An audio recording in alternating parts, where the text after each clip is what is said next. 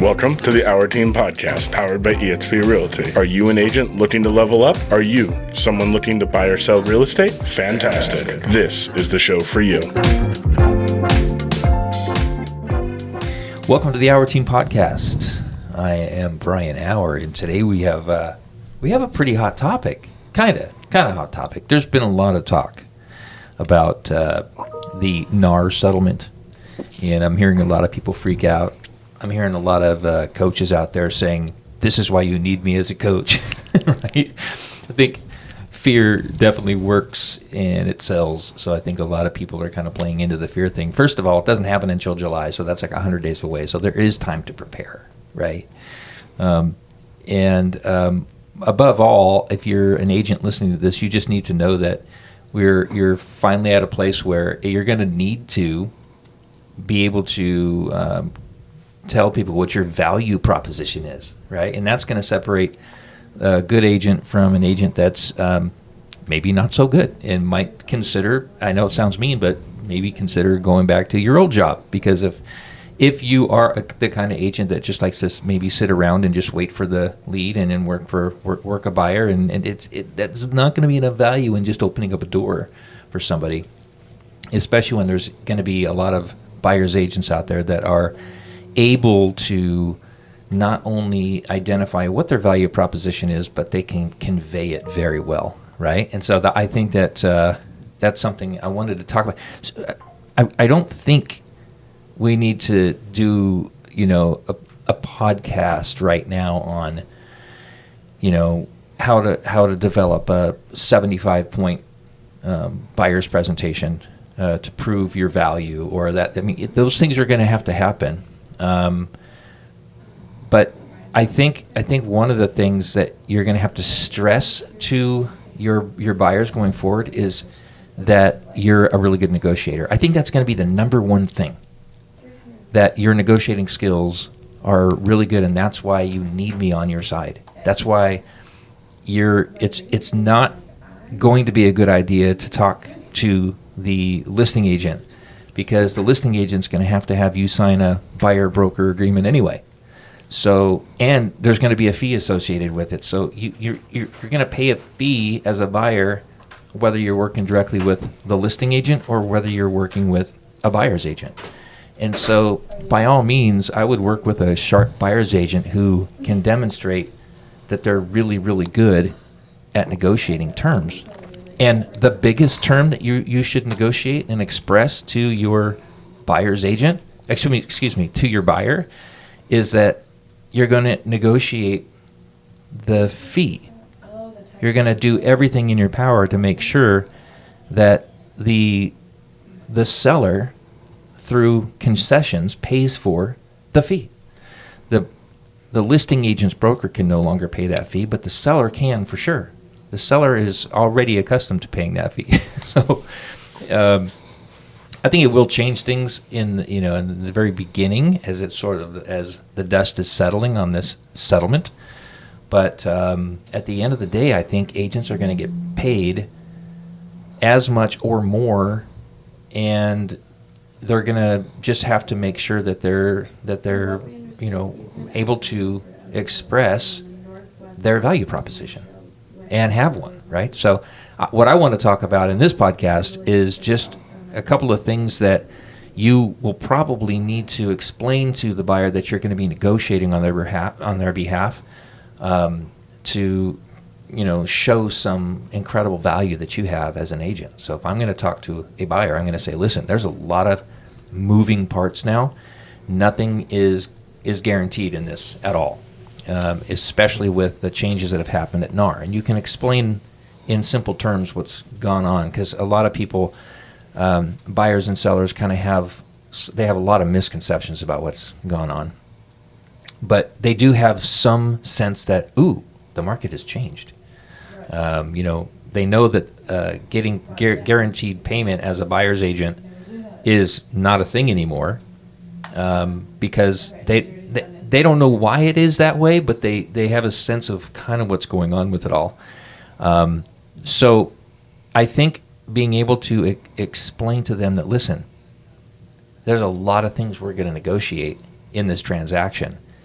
and we're going to do it in a way that is in your favor, then they're going to feel a lot more comfortable agreeing to work with you.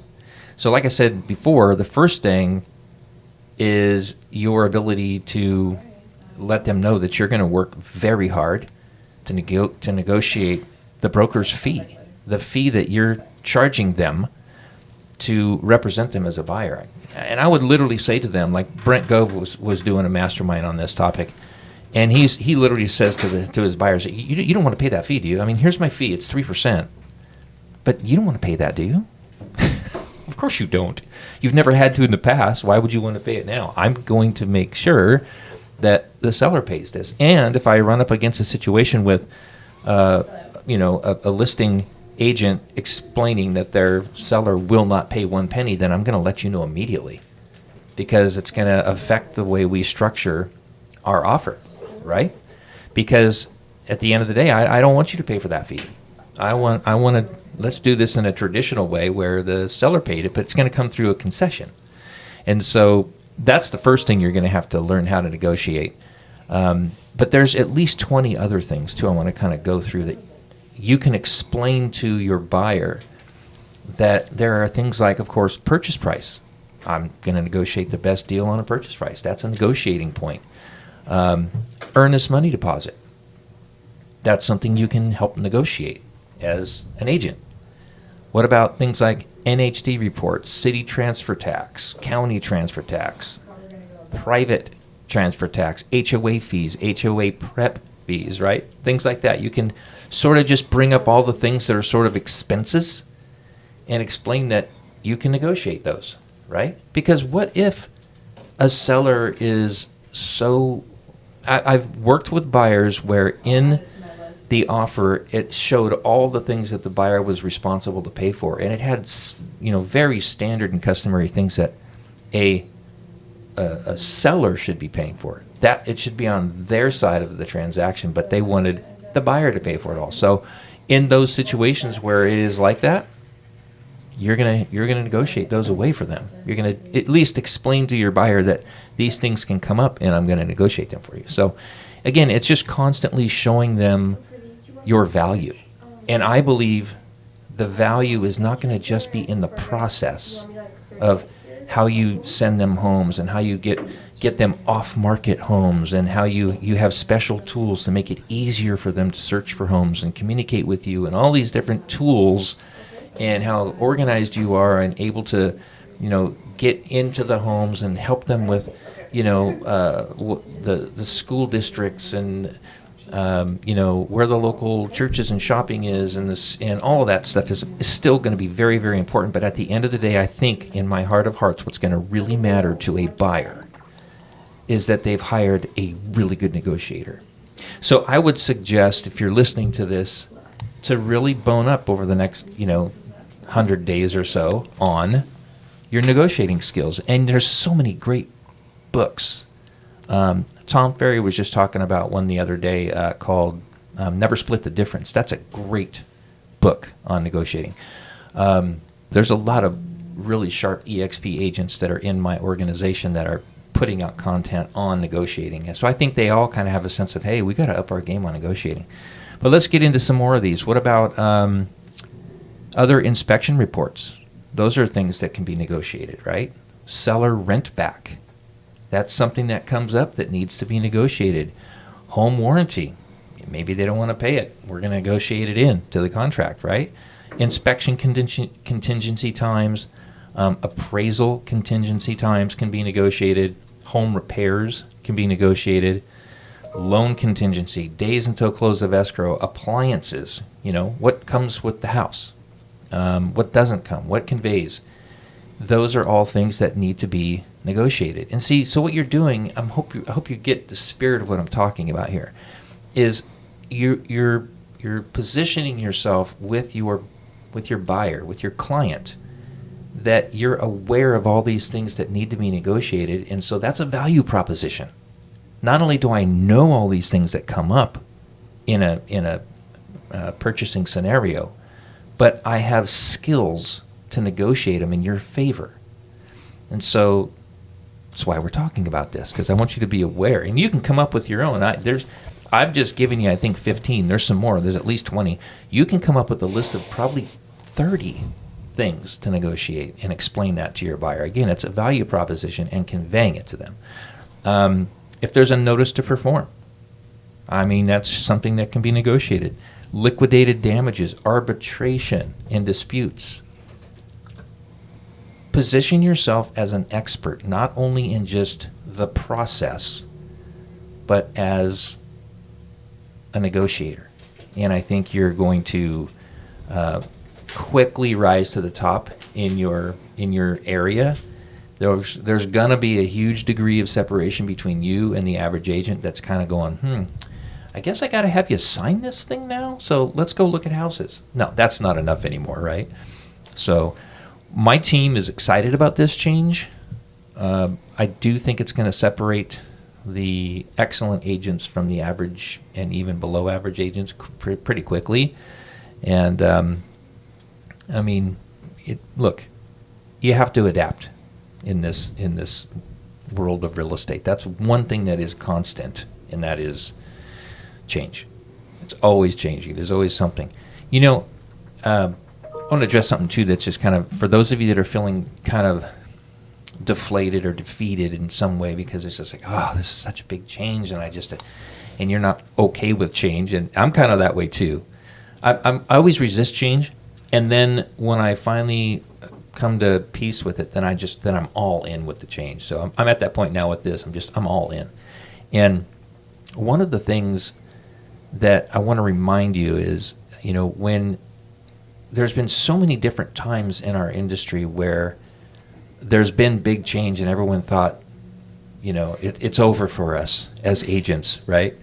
The biggest one that I remember is when we went from paper books, MLS listings, to the internet and IDX, and now all of a sudden buyers can see the same thing we can. Not the same thing, but close enough, right? So they already know what the listings are, so they're not going to need us anymore. But what happened? We saw very clearly that buyers want to work. They want to be represented. They know it's a difficult process. They want a professional to be there for them. And so that's not going to change. I believe it's 81% that were polled wanted to work directly with have representation when they purchased a home. 81%. It's pretty dang high. And I would imagine it's going to get even higher than that now, because now a buyer has to decide, do I want to be represented for a fee by the listing agent, or do I want to be represented for a fee by a good buyer's agent who's going to negotiate for me, not against me? So there's been big changes in our industry, and we've recovered from it. And I think this is going to be probably one of the easiest ones to recover from. And also, the way things are going to go now, where you actually have to negotiate your fee up front, is exactly how commercial real estate has been done all along. So I have two friends that are at EXP Commercial that have reached out to me for other things, and we swerve into this topic and we start talking about it, and they kind of laugh like, welcome to the club. This is how we've been doing it from the very beginning. And they love it that way. It's one of the reasons why they love being in commercials, because they structure their fee in the offer. And that's just exactly how we're going to do it. At the end of the day, I would submit to you that 90% of the time, a seller is going to know that they have a competitive edge on their listing by offering a concession to the other side. And so I don't think there's going to be that much change. I think of all the different changes that have happened in our industry that have really, thought was going to shake us up, this is probably going to be the least of all of them. And it's going to end up being the best, so that you can be an incredible professional at what you do and really, be able to express what your value is and have a good value proposition that is easy to understand. And so I'm excited about it. So if you want to talk about this more, reach out to me. I would love to chat with you about it. I'm easy to get a hold of. Thank you for joining me on this podcast. I hope that you got a little something out of it. But above all, be of good cheer, because if you're a good agent or if you just desire to be a really good agent, we're coming into some really good times. So anyway, thanks for joining us. Before you go, would you do us a favor? If you found any value in this content, would you please like and subscribe to it? Maybe even leave a comment. It really helps us out.